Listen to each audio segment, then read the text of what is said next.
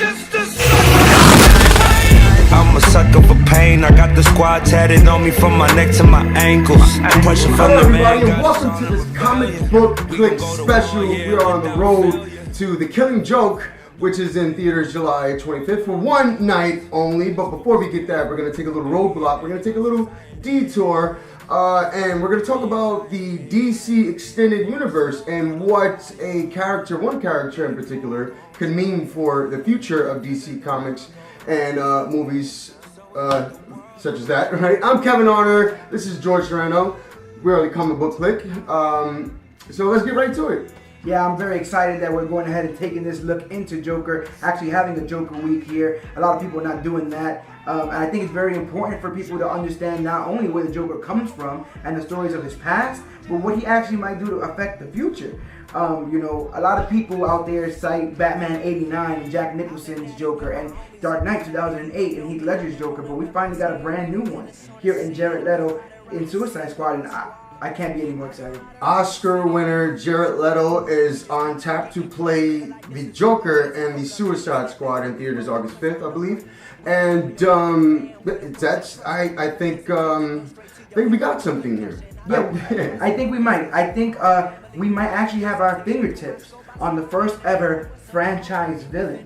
You know, we talk all this time about how Marvel's doing such a tremendous job with their interconnectivity in all their movies, mostly centered around Robert Downey Jr., another guy that most people weren't 100% sure about when he was cast. Yeah. You know, and next thing you know, you build an entire franchise around Robert Downey Jr., around Iron Man. We get Avengers 2, we get Civil War, and now with Jared Leto being cast as Joker, unlike Nicholson, unlike Ledger, he doesn't have to die in this one. We don't have to have it a one-shot Joker. This could actually be somebody who terrorizes everybody in our DCEU for years to come. I see what you're saying there. Robert Downey Jr. was the catalyst, was the anchor to ultimately begin the Marvel Cinematic Universe. Do you think Jared Leto can be that catalyst, that anchor for the DC Extended Universe? So I'm of two minds on this. I'm 100% sure that the Joker, a Joker, needs to be a presence throughout these films. Somebody as psychotic as him, with the assets that he has and the mind that he has to be somebody who terrorizes everybody. Yeah. It's weird. I think he brings the best out of every villain by showing what the absolute worst is. Yeah. Now, can Jared Leto be that Joker? I'm not 100% sure yet. I think it's only fair when we come to Suicide Squad to actually see his performance, but you can't even tell then, because he could be a Joker in a movie 5 years from now. This could all be the very, very beginnings of the Joker that we all want, and with somebody like him in your toolbox, you can basically tell any of the great stories that not even Batman standalone stories. You can tell many of the great stories in the DCEU with Leto now. It's interesting because Jared Leto is actually playing a Joker we've never seen before. He has a gold front teeth, he has earrings in his beard, tattoos all over his face. No eyebrows, which is very interesting. You know, but like you said, this could be a part of. So Ben Affleck is slated to direct and write and star in his own standalone Batman films. I don't know how many they actually have planned down the pipeline, but Jared Leto could possibly be in any of, if not all of those, which would make him the only actor to play the Joker more than once on the big screen. Right, and that's what we're here to talk about. That's what I'm excited for, because you go ahead and you have somebody like the Joker, cameo almost in Suicide Squad. And I know he's going to be more than a cameo. He's going to be chasing over his beautiful girl Harley and trying to get her back. But with Batman, automatically you put him center screen. It's the movie everybody wants to watch, right? We get that excitement bubbles up again. Batman and the Joker is a tale as old as time, to steal from Beauty and the Beast. And with this, we will get a Batman and a Joker who can fight more than once. Yeah. I'm dying to see what Ben Affleck and Leto do face to face, that actual chemistry, going back and forth. And it's funny because Leto, being new to this role, is going to play somebody new to the role, somebody a lot more flamboyant and erratic, where Ben Affleck is actually playing an older Batman, and he's done the superhero thing before with Daredevil, and Batman versus Superman. So he's going to be bringing that more reserved, that more veteran performance, and to see that chaos and that reservation on the same screen together, battling it out, It's going to make those guys a lot of money if they know how to do it correctly. A brand new duo on screen as far as the hero versus the villain goes. I'm excited to see what they have in store. But reading the comments on the internet about Batman, Ben Affleck's Batman, especially after Batman vs Superman, the critics kind of gave him hell for it. So I hope this next, which is very soon, August is right around the corner. This next time we see Ben Affleck's Batman on screen will be Suicide Squad, and the theories on the internets is that the interwebs, of course, is that we do see Batman in Suicide Squad. You see him on the top of the pink Lambo. It's a flashback. Right.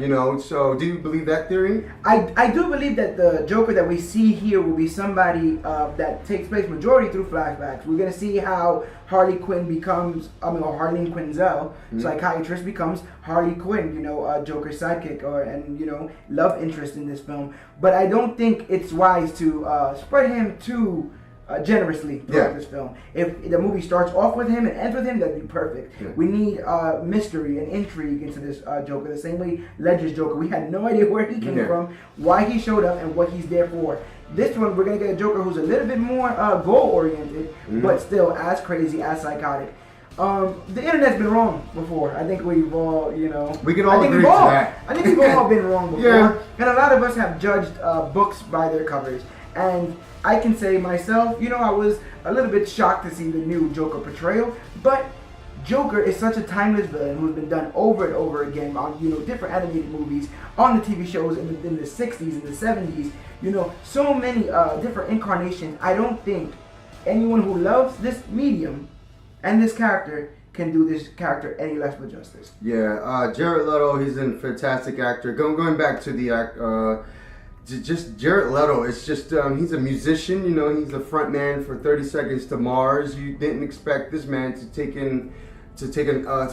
home an Oscar for his role in I believe it was Dallas Buyers Club. I could be wrong. Let me know in the comments. Right. But he's a A-list actor. So is Ben Affleck, and for two A-lists to go head to head, and something that the DC extended universe so desperately needs, and nobody does DC story like DC. So I think they're gonna be more than capable to help extend what we need. So movies like Aquaman and Flash and Wonder Woman will be able to be successful, so we can have Justice League Part 2. Yeah, and 3 and 4. We always talk about how good actors and good characters could be like the salt and pepper to a steak. This is legitimately adding dynamite. Yeah. Every single time you put somebody like the Joker on the screen, you're adding a dynamite element. Anything can happen at any course. Now, what you were talking about with Dallas Buyers Club and him being a frontman to 30 Seconds of Mars, all of those experiences are going to help tailor him for this part, because it's a part he has to get lost in. Yeah. And just like you get lost in music and you lose yourself in those roles like Dallas Buyers Club, this comic book medium being taken seriously for the first time the last 10 years, has allowed itself to have great actors take on these roles seriously, really get in the mindset of it, and actually try to pull out what that character really means in this real world. With this Joker, having a Lamborghini and a jacket and fronts and tattoos, he is a more modern Joker. He is a Joker in this real world.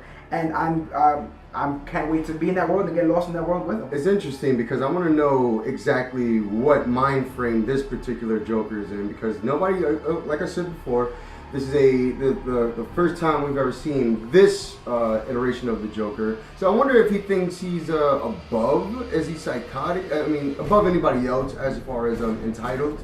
Is he rich now? What is he? Is he a pimp? I honestly believe that the majority of what you need to get from Joker's character will be shown as a reflection of how he treats Harley. Okay. I think the introduction of Harley Quinzel and the Joker in the asylum will tell you exactly what Joker's in for, right? Maybe he's in there for blowing up a bus full of kids.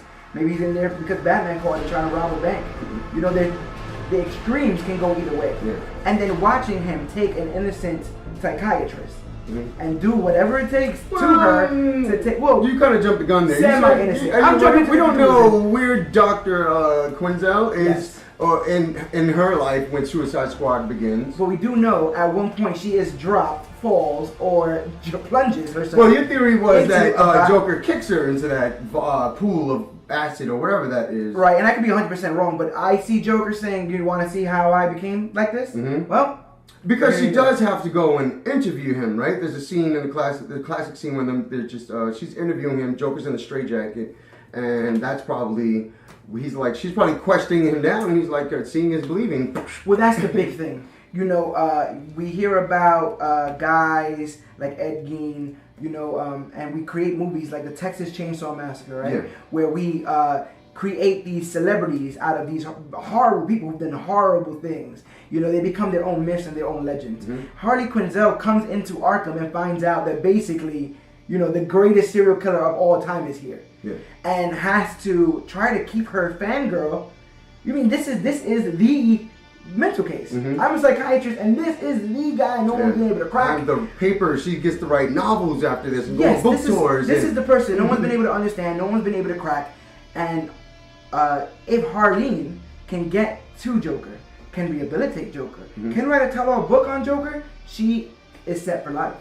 What she never thought would happen was Joker was going to sink those, gold fronts into her. Those front right in her and pump her full of Joker venom. Yeah. Because the things that take place after, and that's why I say innocent. Maybe not 100% innocent, but I do believe that she thought she can rehabilitate Joker, at least in the animated version of the origin, which is the very first incarnation of this origin. So Suicide Squad is actually going to put to film the first live action Harley Quinn origin ever, and with Joker, this Joker by her side, Suicide Squad is going to be can't miss. Rumors of a Harley Quinn standalone movie are floating around on the interwebs. Are you a fan? Were you willing to see that? I like Harley Quinn. You're gonna have to give me a little bit more to give me. I see it more like being like kind of a kick-ass kind of film. You know, like Hit Girl. Very interesting. Something, you know, something very. That can work. Something very silly. Something very silly. Something with a lot of pop. Yeah. Something very comic booky. To show her playful nature and to let fans have fun, because there's gonna be a lot of DC movies that are not gonna be all that fun. Yeah. Visually striking, exciting, but maybe not all that fun. So if Harley Quinn could be what Deadpool is in the MCU or in the Fox Marvel bubble, then there could be a lot of money in that. Not only saying, you know, she's a female, she's a girl, and girls kick ass too, and they want to see a girl. They do. And we might see that. We're going to see that front and center when Wonder Woman hits the theaters. Eventually, they will all come back together, right, in the Justice League. And what better villain to face than the Joker? Than Jared Leto's Joker, who is now 4 films in. Four films in, and his makeup is smearing, and he's upset, and he has more tattoos, more tattoos, and stress lines in his face, and he's going through it. Like, we have to see this Joker progress. Something that I feel like is going to happen with Lex Luthor, where I feel like a lot of people are jumping on Jesse Eisenberg's first portrayal of him, not realizing that this character is going to be in many films, and his incarnation is going to change over time. I'm ready for Leto to be that Joker for me, to be that Joker for the DCEU, to be that Joker for this continuity. I hope he hunkers down. I hope they sign him for 10 movies, and I hope we get everything under the sun that has to do with the Joker. He's such a character that cannot be ignored, and now that we can finally play with him, they have to play with him. Yeah, if they're gonna sign him on for, let's say 8 or 10 or 20 movies, I do personally want to see some type of natural evolution, maybe just a progression, like just changing, looking a little bit more weathered and tired and stressed, and just maybe longer hair. I don't know, so they we know he can do that, and we know that Joker, our Joker, Jared Leto Joker, before even Suicide comes out, we know he killed Jason Todd. We know he killed Robin. Well, that was a thing in Batman vs Superman. You see the Jason Todd Robin costume and memorialized in the Batcave, right? And also basically destroyed almost. Spray painted, disrespected. Oh man, his signature is all over that costume. And so we have. Yeah, so now we have ha jokes on you. Jason Todd is dead. Who knows what breadcrumbs they're leaving on the floor for us to just follow up behind. But I'm ready, DC. Do your big shot. Do what you got to do, man. Joker is the key. He's the key to all this. This is the key to unlocking the DCEU. Do what you can do, man. Get Leto, get Joker, put him in all the films. I want to see Injustice. I want to see Under the Red Hood. I want to see him shoot Barbara Gordon like in Killing Joke. I want to see all of it. Big character. He's probably the only character that is almost embedded into almost everybody's story, or major story. So this is why I think Joker could possibly be the anchor to all of this. Majority of the big box office books that were written about Batman have Joker in the center. Dark Knight Returns included. You got him now. Use him. It's an iconic character you cannot ignore. Joker returns to the big screen in Suicide Squad in theaters April 5th, right? Oh, I can't wait. Oh, but don't worry, we'll have a spoiler-free review right here. Oh, yeah. April 4th. Our road to the Killing Joke continues all week for the rest of the week here at the Comic Book Clip. And I can't wait. Yeah. It was good to sit down and talk about this, what the franchise of the Joker could lead to. Hopefully, we see more than what we expect from these guys, Batman, Joker, even Harley Quinn. I'm excited for that too. Our present is wrapped. Nice little purple bow on top of it. Yeah. August 5th. Sent to us and delivered via the purple Lamborghini with the purple lights underneath. All we gotta do is open it up. Yeah. That's it. All right, guys. Thank you for joining us. Thank you for watching. Our opinions on what the franchise and the future of DC and the Joker could be. And what do you guys think? If you guys have any comments or concerns about the Joker, what you like, what you dislike, or things you want to see in the future from this Joker, go ahead and leave it right there in the comment section. Leave it in the comment section. Find us on Facebook, facebook.com/comicbookclick. Don't forget Instagram @comicbookclick. And you can use the hashtag comicbookclick, hashtag Joker Week, or hashtag Road to the Killing Joke to find all these things and more, the greatest and latest things to come to comic book and comic book media. This has been Kevin Arnold. Oh yeah, wait, hold on. Don't forget to subscribe right here. Oh yeah. Press that button. It's going to be in this somewhere. We are growing our YouTube fandom. Yeah. And it all starts with you. Subscribe, share it to your friends, subscribe there. Now, this has been Kevin Arnold. I'm Kevin Arnold. And I'm George Serrano, aka The Don. This has been Comic Book Click. Remember. Hold on. Should we do it in Joker voice? The line, say the line in the Joker voice. I think they deserve it. Pick any Joker, it doesn't matter. You gotta pick a Joker. I can't do Mark Hamill, so I'll do Heath Ledger. And you are worthy. See, I like that. I'm a sucker for pain. I got the squad tatted on me from my neck to my ankles.